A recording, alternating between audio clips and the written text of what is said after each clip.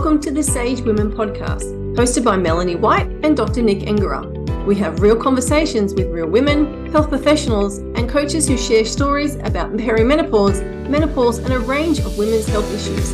Please subscribe so you get the latest updates every fortnight.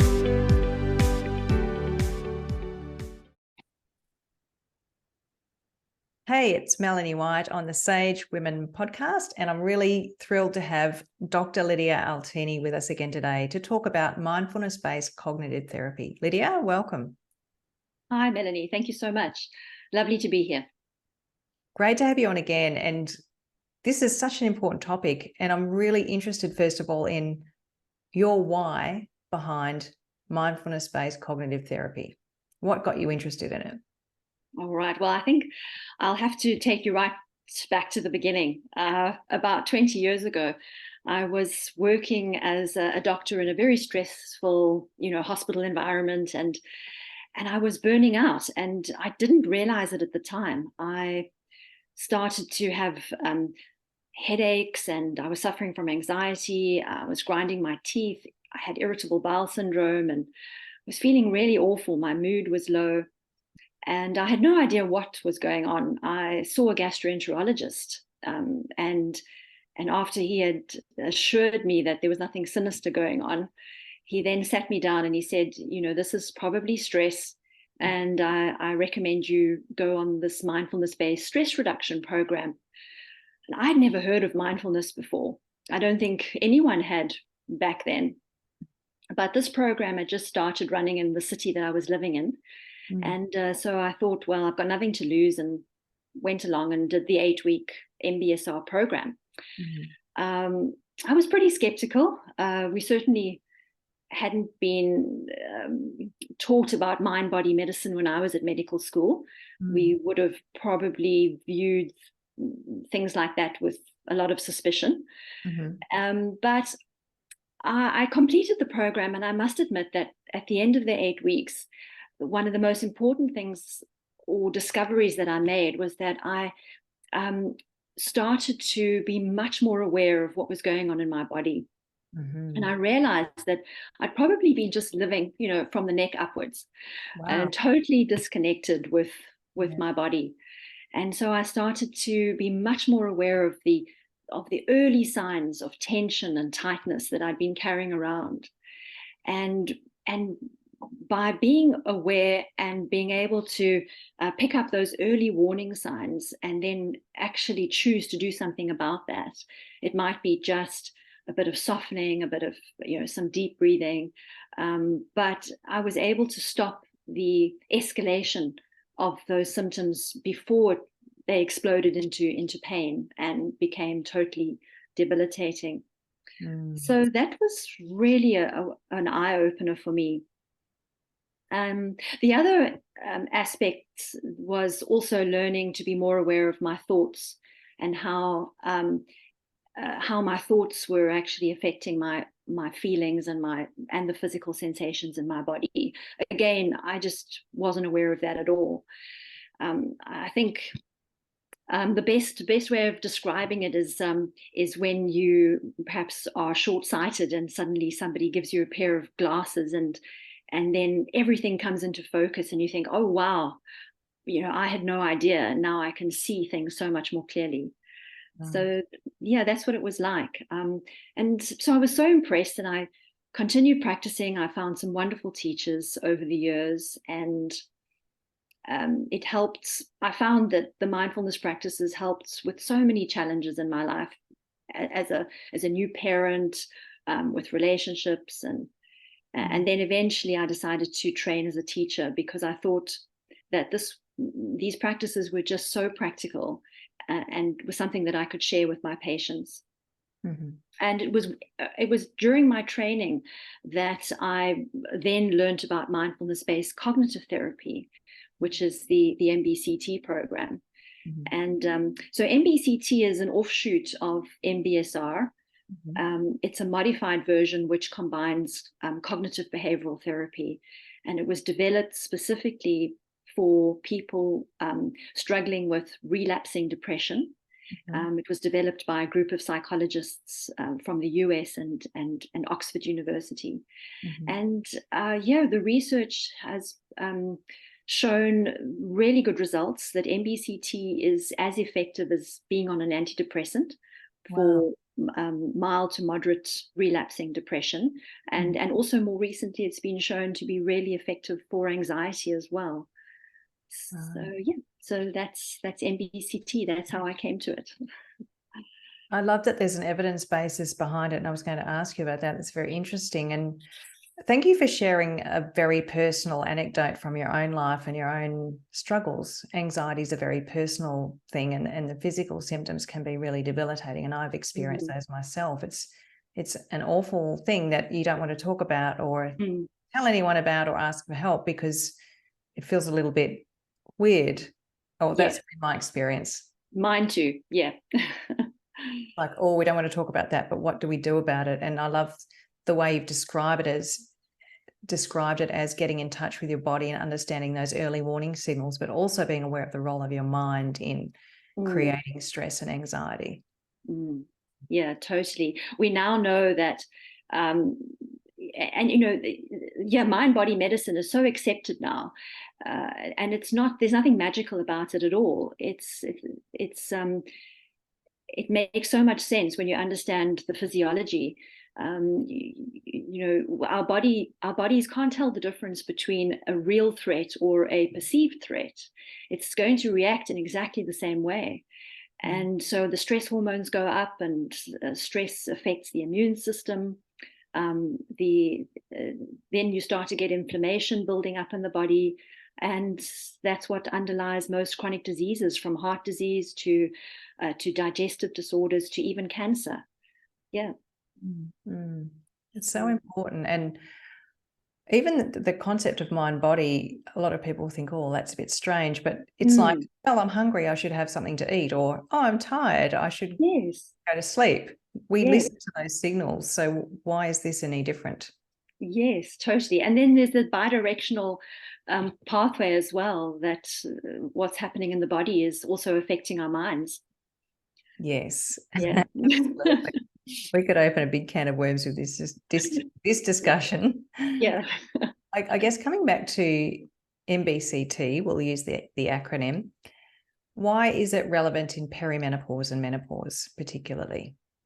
Okay, well, I think it's very relevant, and I'll explain why. We know that 80% of women are going to be experiencing unpleasant symptoms when they go through menopause, perimenopause, and menopause every year. And it's not only the physical symptoms, but it's also the psychological and the emotional symptoms that women have to struggle with. And some will breeze through without any problems, and some women are really going to struggle to adapt psychologically to the changes they're experiencing. I certainly did. I found some of the symptoms really distressing, particularly the anxiety, the low mood. And we know that it affects our quality of life. It affects our work, our relationships at home, marriages. The repercussions are many. So this psychological distress that women can experience, it can be direct. It can be as a result of the fluctuating hormone levels, but it can also be indirect. It can be as a result of the hot flushes and the night sweats, and just trying to deal with them. And then thirdly, it can be as a result of our beliefs and our perceptions around menopause and around just aging in general. Western women, I think that we are quite different to women from traditional cultures. We see menopause as a loss of our youth, of our desirability. I was really shocked when I started having my first hot flush and night sweats. Even though I'm a doctor and I understand the science and I know that this is a completely normal transition phase for and every woman's going to go through it, I was really surprised at my initial reaction, which was embarrassment, I was ashamed. I didn't want to talk about it. I didn't want to tell people that I had now reached menopause. And when I realized that that was the underlying feeling, I was really shocked. I thought, but how could I feel that? And I think it's just the conditioning of our society, of where we come from. And we've got all these things going on, and then of course at midlife, so many other stresses, juggling busy careers with family responsibilities. There's so many things, so many balls up in the air. Yeah. And so I feel that so MBCT can be so helpful because it helps women deal with the psychological distress that they might be going through at this time of their lives. And not just due to menopause symptoms, although that's part of it clearly, but as you said, the other responsibilities that we have to our children, to our partners, yes, being at the pinnacle of our careers, perhaps looking after aging parents or having those parents pass away. It's an incredibly chock-filled stage of life. That's how I might describe it. Absolutely. Yeah, totally. And so mindfulness practices and the CBT aspects, they can really help us to change our relationship with how we are viewing menopause and how we are dealing with our symptoms, can help us cope better. And one aspect which I think is so important is also helping us to develop more self-compassion for ourselves, and kindness for ourselves as we go through this period, because it is tough. There's no doubt. And we are the generation of the stiff upper lip and soldier on. And I think, well, is that really helpful? I do it myself, and then I think, oh, why am I doing that? Why can't I just allow myself to have half a day off if I need that? So that's it's quite a challenge to change the way you're thinking about your behavior. It is. We often see that as being a weakness. Yeah. And it's really not. It's a strength. Yeah. I agree. Do you have any other information on studies or the evidence basis behind MBCT? You've talked a little bit about it, but is there some specific research that you can point us to or tell us about? Yes. So the Australasian Menopause Society recommends CBT, cognitive behavioral therapy, as being a really good non-pharmacological intervention that can help women who are struggling with hot flushes and night sweats, but particularly if they're also struggling with the psychological symptoms of anxiety or depression or fatigue or even struggling with sleep. And studies have shown that women do report that they find the hot flushes and the night sweats less problematic and even less frequent after they've come through CBT programs. We know that there's so much evidence supporting mindfulness-based cognitive therapy in terms of anxiety and depression. There have been fewer studies looking at MBCT specifically with menopausal women, but 2 recent studies showed very promising results. They came out just in the last 3 years. Right.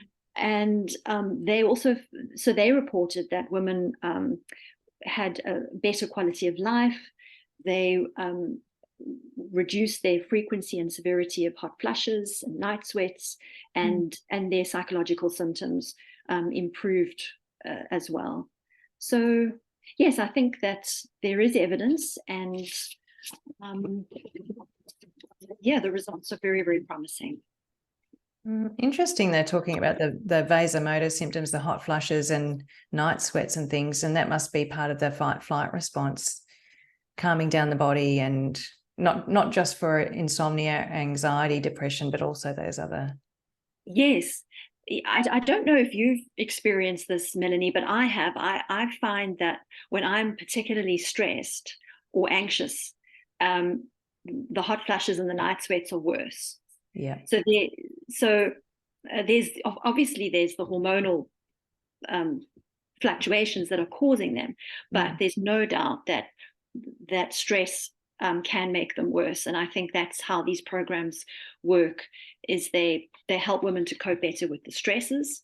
Mm-hmm. And not only that, but they also change, as I said earlier, your beliefs and your perceptions about what's happening, and that can also help. Yeah. And I mean, we know as coaches that at this time of life, or at any time of life where you're facing a challenge, the first part is understanding the challenge and accepting it. It's really hard to make change until you've done that. So having that awareness sounds like a really important foundational step in terms of MBCT. Totally. I believe that so firmly, that you can't change anything until you see it first. You have to create the awareness first. Yeah. And so then who is the best candidate for MBCT? If someone's thinking, oh, should I do it? Should I not? Am I the right person? Will it suit me? What are some guidelines? And I guess we can guess a little bit from what you've described already, but I'd love to hear some ideas. Well, look, there's no question that menopausal hormonal treatment is going to be the most effective intervention for menopausal symptoms like hot flashes, night sweats, even perimenopausal depression. But there are also going to be many women out there who will choose not to be on hormonal treatment, or in whom the hormonal treatment is contraindicated for a variety of reasons. And so they would particularly benefit from coming on an MBCT program. And then, even for women who are using other therapies, hormonal treatment and other medications, they may still be struggling with quality of life. And I also think that MBCT, it just gives you so many practical skills that really you can apply throughout your life. I find that it just helps. It helps you cope with whatever life's going to throw at you. So it's a life skill I think everybody should learn. Yeah, I agree. And I mean, I've worked with women in weight loss and personal training years ago. And the reason why women that I was seeing had unhealthy eating habits and poor exercise habits was because of stress, because they didn't have coping skills and they were turning to other things to cope, which was not exercising, eating a lot of sugar, drinking alcohol, all of the other things. And so if we can help people to cope better and reduce symptoms, I mean, it sounds fantastic. And as you say, a life skill that carries on either side of the menopause transition. Yes, totally. I really see it as building resilience. Yeah. And so what would happen in a typical session? If someone's doing an 8-week program of mindfulness-based cognitive therapy, what does it look like roughly? Okay. So initially, the program will begin, the first few sessions, we focus very much on developing those connections between the mind and the body, and becoming more aware of what's going on in the body, the physical sensations. And then we move on to growing that awareness and becoming more aware of of our thoughts, of how our thoughts are affecting our emotions, and the link between thoughts, emotions, and physical sensations, and bringing in a lot of cognitive behavioral therapy aspects at that point.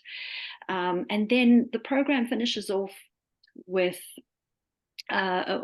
women personalizing the practices and developing a self-care plan, which they can then take forward into their lives after the program.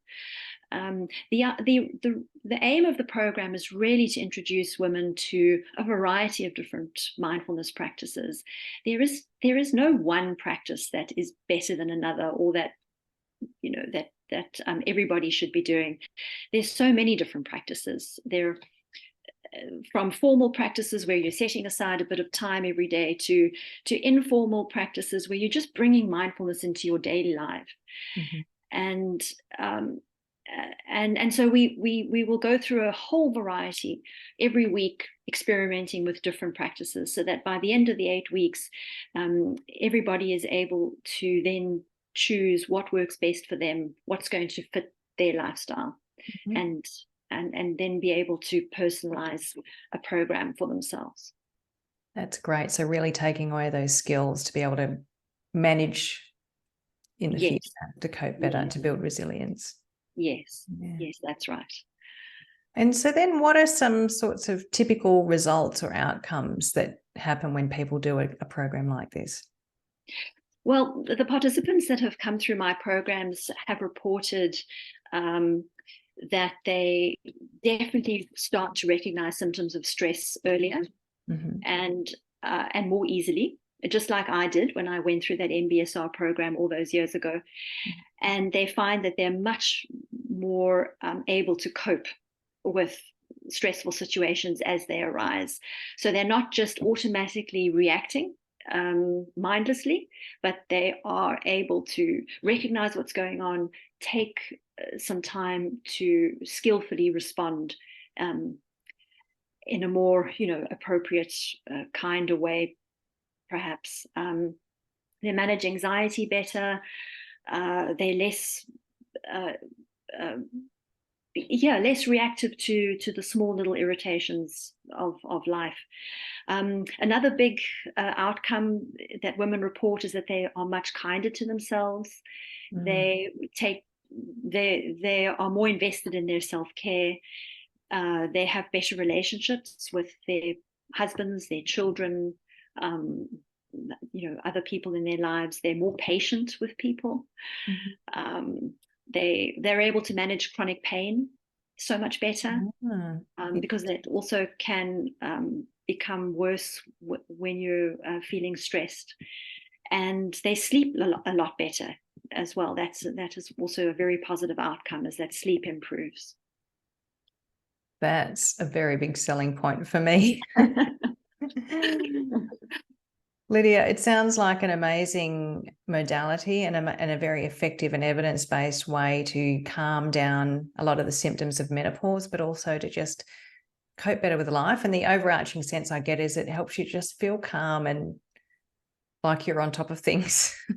Yes, and it's not a panacea. It's not going to cure symptoms or make you feel wonderful all the time. That's not the idea at all. But it really helps you to become more resilient. In other words, no matter what is going on, you are more able to be with those difficulties and respond skillfully. Yeah, if that makes sense.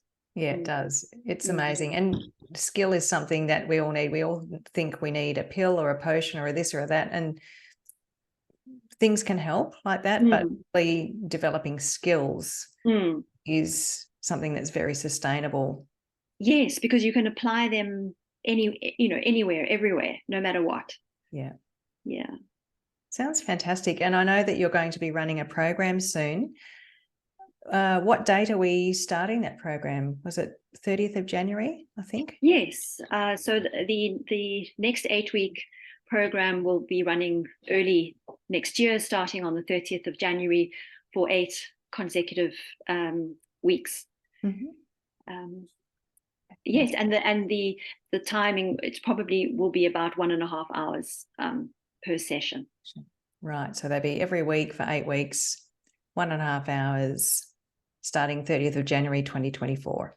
Right, and all online, and it will be a small supportive group of women, so limited numbers. Okay, good to know.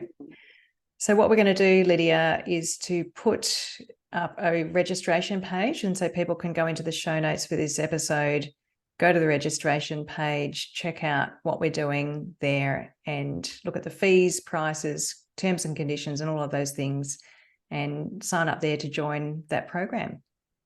Yes, and I'm also very happy to answer any questions that anyone might have. So also, it'll be totally fine for people to contact me if they'd like to find out more about the program to see if it suits them. Okay, that would be fabulous, because I'm sure some people will still be going, but what about me? Yes. And it's nice to know that you can get that question answered. And just to mention that it's not only attending the sessions that is important, but also what you do in between the sessions as well. In fact, that might even be more important, because it's all about practice, about building habits and consistency. So just to say that there will be some homework, some practices that you'll be experimenting with during the week, and some worksheets that can, not every week, but there will be some exercises and things that you'll be doing at home as well. Well, it makes sense. I mean, people go to the gym to gain muscle or to lose weight, and you can't just learn about going to the gym. You actually have to go to the gym and lift the weights to get the results. So yes, that totally makes sense. Yes. Yeah. No, you can't read about mindfulness in a book. You have to experience it to reap the benefits. Yeah. Looking forward to the program, Lydia. Thanks so much for the time today on the podcast. And we look forward to seeing you then. And I think I'll be signing up for that program. Oh, wonderful. That'll be fantastic. I'm looking forward to it. Oh, thank you, Melanie. It's been really lovely to talk to you today. Thank you. You too. Okay, bye. Thanks. Bye.